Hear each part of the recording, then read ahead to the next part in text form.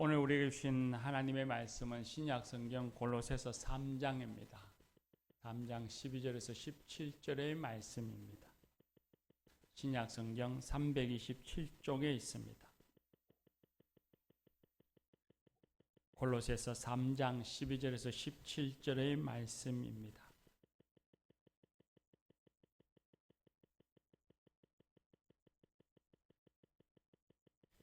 신약성경 골로새서 3장 12절에서 17절의 말씀, 이것은 하나님의 말씀입니다. 이제 하나님의 말씀을 경청하겠습니다.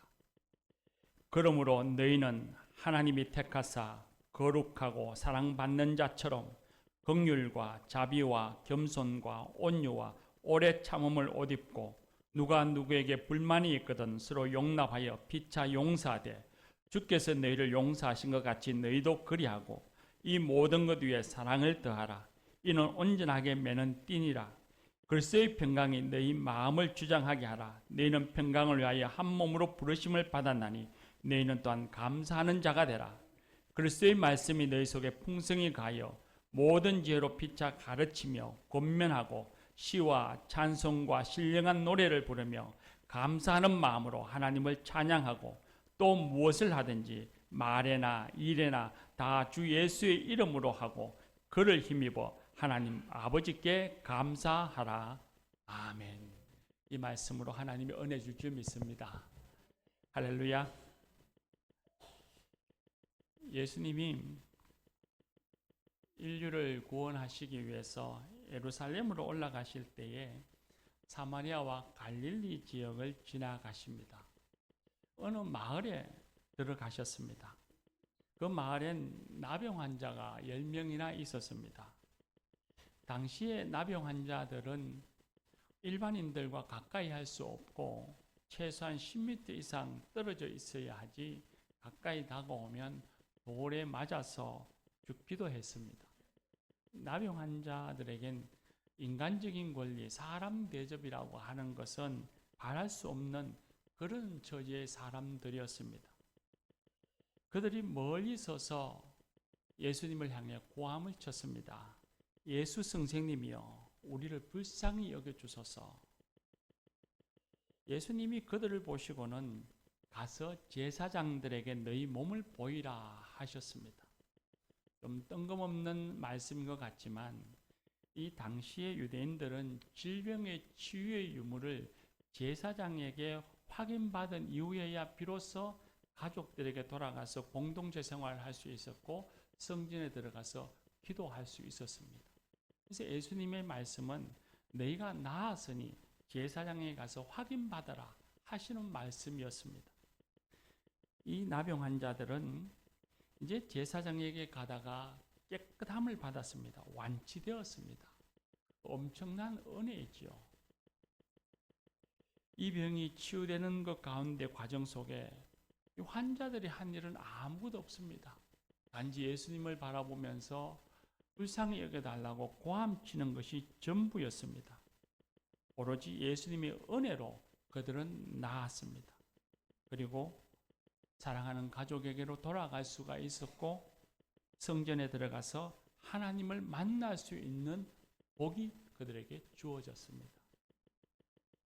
그런데 그렇게 치유받은 10명의 환자들 가운데 오로지 단 한 사람만이 자기의 나음을 보고는 하나님께 영광을 돌리고 예수님께로 돌아와서 발 아래 엎드려서 감사했습니다. 감격과 기쁨의 눈물, 콧물을 흘리며 예수님께 감사의 말씀을 전했을 것입니다. 그런데 9명의 치유받은 사람들, 10명 가운데 9명의 나음을 받은 사람들은 예수님을 찾아와서 감사하지 않았습니다. 이 이야기는 누가복음 17장에 나오는 말씀입니다. 이 말씀 속에서 감사하지 않는 사람들을 바라보면서 우리들은 생각하기를 참 몰염치한 사람이다, 그렇게 우리는 비난하기도 합니다. 예수님께서도 10사람이 깨끗함을 받았지 않느냐, 9은 어디 있느냐 하시면서 감사하지 않는 사람들을 보시고는 안타까워하셨습니다. 왜 그들은 감사하지 않았을까요? 치유받은 것이 당연한 것이라고 여겼을까요? 고침받을 권리가 그들에게 있다고 생각했을까요? 고침받은 감격을 너무 빨리 잊어버린 것일까요? 오늘 우리가 읽은 말씀은 그리스도인들이 지켜야 할 삶의 자세를 가르쳐주는 말씀입니다.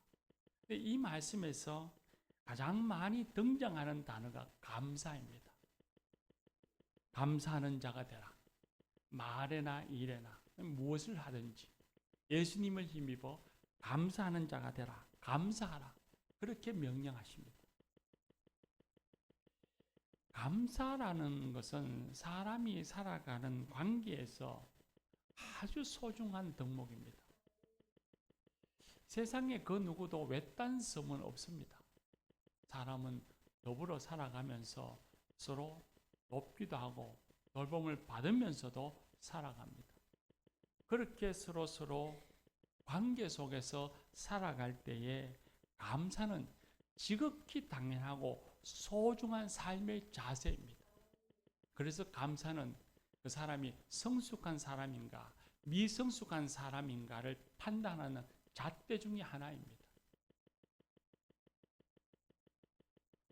또 여러분, 우리는 감사 생활을 잘 하고 있습니까? 자신 스스로 110점 만점에 몇 점쯤 될 거라 스스로 한번 생각해 보십시오. 그리스도인들의 감사의 알파와 오메가, 시작과 끝은 하나님입니다. 그리스도인은 먼저 하나님께 감사하는 사람이 되어야 합니다. 하나님께 드리는 감사는 마치 나병 환자가 치유받아서 당연히 감사해야 하는 것처럼 우리 역시도 그리스도인들은 하나님께 감사하는 것이 너무나 지극히 당연한 일입니다. 오늘 우리가 읽은 12절의 말씀에 보면 우리가 하나님이 선택하신 거룩하고 사랑받는 사람이기 때문입니다.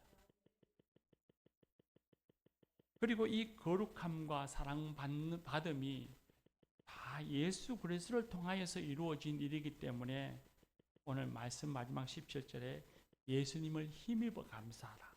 예수님을 통하여서, 예수님을 인하여서, 예수님에게부터 얻은 힘으로써 감사하라. 그렇게 말씀하십니다.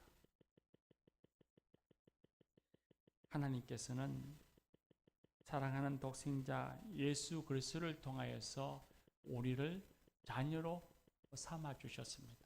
선택해 주셨습니다. 우리를 위한 몸값으로 예수님을 십자가에 내어주고 그리고 우리를 자녀로 선택하신 것입니다. 이건 오로지 하나님의 은혜요, 우리에게 주신 선물입니다. 은혜로 제사함을 받았고 하나님의 자녀가 되었습니다. 우리를 하나님께서 거룩하게 하셨습니다. 우리는 여전히 부족하고 연약한 죄인입니다. 그러나 예수 그리스도를 통해 하나님께서는 우리를 거룩한 백성이라 인쳐주셨고 우리를 거룩한 사람, 의로운 사람이라 인정해 주셨습니다. 하나님의 은혜가 없었다면, 예수 그리스도의 십자가의 은혜가 없었다면 우리는 늘 죄의 심판과 죽음을 두려워하면서 살아야 했을 것입니다. 변하지 않는 영원한 소망이라고 하는 것은 꿈도 꾸지 못했을 것입니다. 하나님은 예수 그리스도를 통해서 우리를 사랑하십니다. 우리는 삶의 모든 면에서 하나님의 사랑을 받는 수혜자들입니다. 우리가 의식하든 의식하지 못하든 우리를 존재하게 하시고 우리를 붙잡아 주십니다. 우리에게 24시간 일상을 공급해 주십니다. 우리를 사랑하시기 때문이죠. 그리고 세상의 모든 사람들이 필요로 하는 모든 것을 우리에게 공급해 주십니다. 이처럼 우리의 힘으로 가질 수 없는 것을 값없이 받았는데 베푸신 하나님에게 감사하는 건 너무나 당연한 일 아닐까요? 감사하지 않는 것이 잘못된 것이고 이기적인 것 아니겠습니까? 감사는 단지 종교적인 의무이거나 해야 할 일 중에 하나가 아닙니다. 자녀들에게 가르쳐야 할 예의 범절이 아닙니다. 감사는 우리가 살아가는데 꼭 필요한 강력한 힘입니다. 오늘 내일 우리가 살아가는 삶, 행복한 삶을 위한 그 삶의 행복함을 승패를 결정하는 힘입니다. 감사함으로써 우리에게 주어지는 유익이 많습니다. 오늘 말씀에 비추어서 두 가지만 생각해 보려고 합니다. 첫째는 감사함으로 삶의 평강을 얻습니다. 읽은 말씀 15절에 보면 평강이 너희 마음을 주장하게 하라 하시고는 그리하기 위해서는 감사하는 자가 되라 하셨습니다.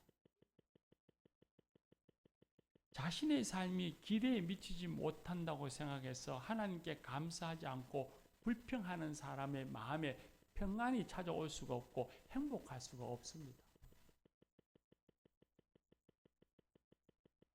목사님, 감사하니까 평안한 것이 아니라 평안하니까 감사한 것 아닐까요?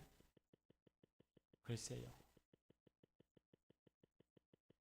우리가 보기에 부족함이 없다고 생각하는 사람들 중에 그가 평안하다고 생각하는 사람들 중에 감사하지 않고 불평과 불만, 불안 속에 살아가는 사람을 우리는 주변에서 많이 봅니다. 그러니 평안하다고 다 감사하는 것은 아닙니다. 그런데 감사하는 사람은 평안을 얻습니다.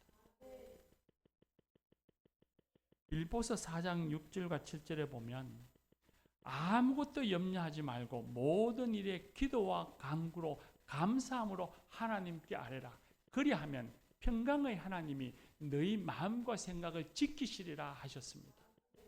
염려가 찾아오면 염려가 있더라도 감사하여 기도하면 감사 기도 드리면 평강의 하나님, 하나님의 평강이 우리의 마음과 생각을 지켜주시고 우리 마음을 주관하십니다. 교우 여러분, 평안함이 자신의 삶을 주관하기를, 주장하기를 원하십니까? 행복하기를 원하십니까?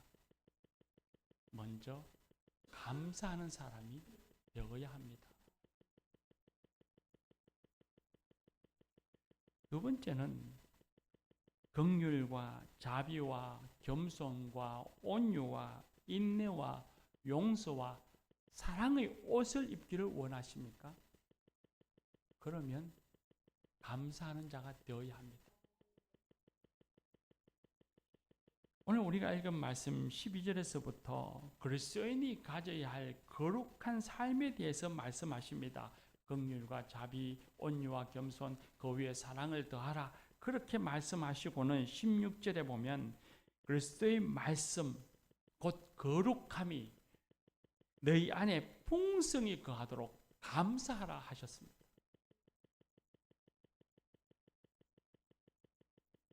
우리를 죄사하여 주신 그 예수 그리스도의 십자가의 은혜에 감사하지 않는 사람이 나에게 잘못한 타인을 진심으로 용서할 수 있을까요? 하나님의 은혜에 감사하는 사람이 타인에게 긍휼을 베풀며 자비의 사람이 됩니다. 하나님께 감사하는 사람이 하나님을 의지하는 겸손한 사람이 되어지고 하나님의 섭리를 인정하고 하나님의 때를 기다리는 인내의 사람이 됩니다.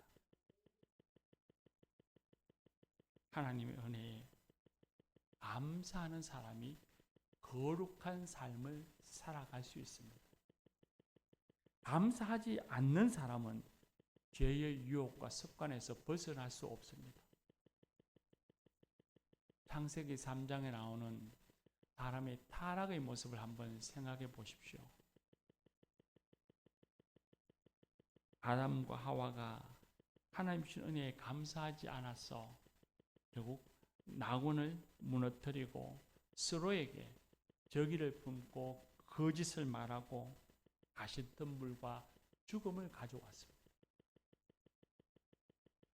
로마서 1장 21절 이하에 보면 하나님을 알되 하나님을 영화롭게도 하지 아니하고 감사하지도 아니하니 그 생각이 허망하고 미련한 마음이 어두워졌느니라 하셨습니다. 하나님을 알지만 그 하나님에 대해서 감사하지 아니하니 결국 그 삶이 탐욕과 시기와 살인과 그 외에 모든 악함이 나왔다고 말씀합니다. 감사하지 않는 것이 모든 악의 시작이 되고 근원이었다고 말씀하십니다. 감사는 우리를 거룩한 삶으로 인도하는 힘입니다. 또 여러분, 거룩한 삶, 그리스도의 말씀이 우리 안에서 풍성하기를 원하십니까? 그러면 감사하는 사람이 되십시다. 이외에도 감사는 우리에게 주는 유익이 많고 삶을 풍성하게 만들어줍니다.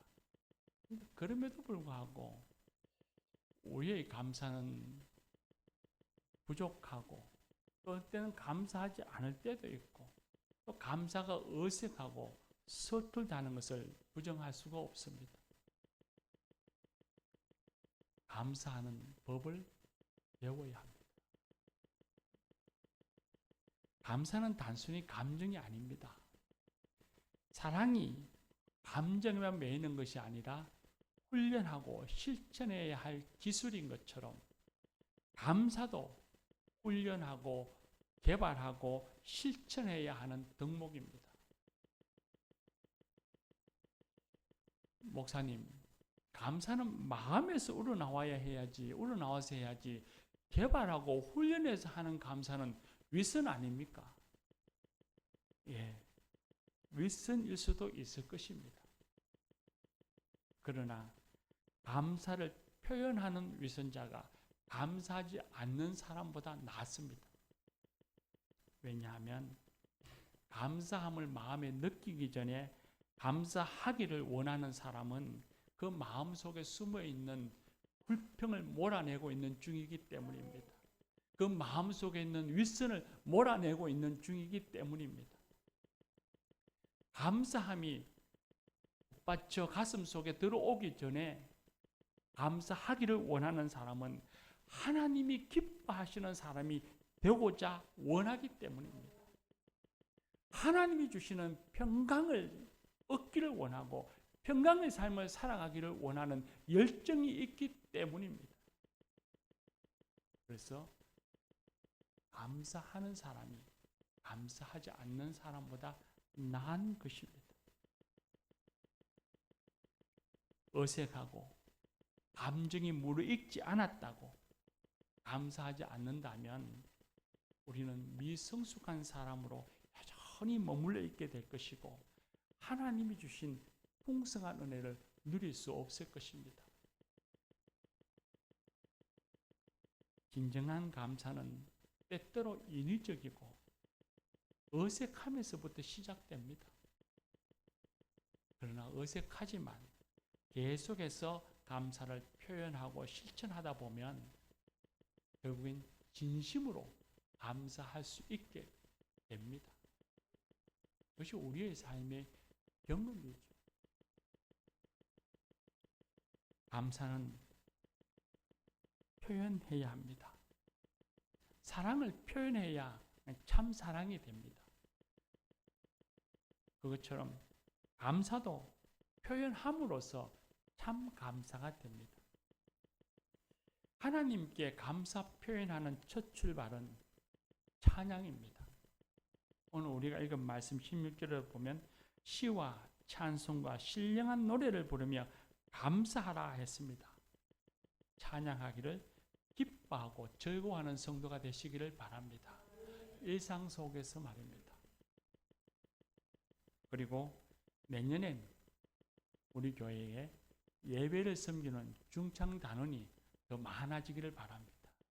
감사가 충만해지고 그리고 찬양이 이 교회 안에 풍성해지고 너도 나도 찬양의 섬김이가 되기를 희망하는 그런 교회가 되기를 원합니다. 10월에 추천도서인 감사의 기도, 감사 기술이라는 책을 보셨는지 모르겠습니다. 그 책에 보면 마지막 단락에 감사 표현하는 방법 100가지를 구체적으로 알려주고 있습니다. 기도할 때에 요구하는 기도가 아니라 요구하는 기도는 싹 빼고 오로지 감사와 찬양만으로 기도문 적어보기. 매주 예배를 드릴 때에 예배를 드리면서 주보에다가 말씀을 전해준 목사님 이름 적어 감사하기. 또 예배 봉사위원, 안내위원, 기도해 주신 권사님 이름을 적어 예배 마친 후에 감사하기. 그리고 다양한 언어로 감사하는 말을 배워서 실천하기. 이런 구체적인 이야기들이 100가지가 나와 있습니다. 꼭 책을 읽어보시고 자신이 할 수 있는 표현의 방법들을 훈련하시고 실천해 보시기를 바랍니다. 교회 여러분, 10월은 감사의 달이고 우리 교회 공동체는 이제 11월 첫째 주에 있을 추수감사절을 향해서 달려갑니다. 이 감사의 달, 감사절을 앞에 두고 교회가 마을별로 찬양제를 기획하고 있습니다.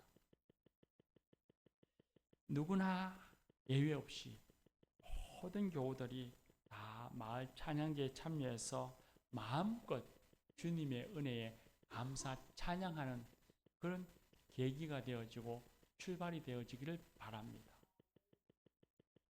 그리고 감사나무에 감사 열매 달기를 시작합니다.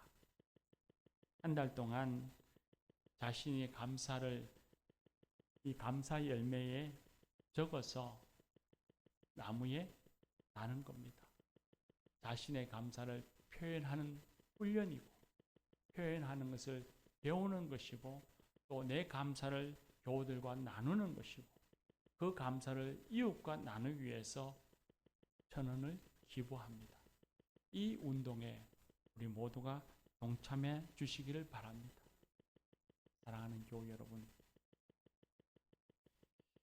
이 감사 축제에 감사 운동에 우리 모두가 적극적으로 참여해서 우리의 감사를 더욱 풍성하게 우리의 삶을 더욱 행복하게 만들어가는 그런 성도들이 되십시다.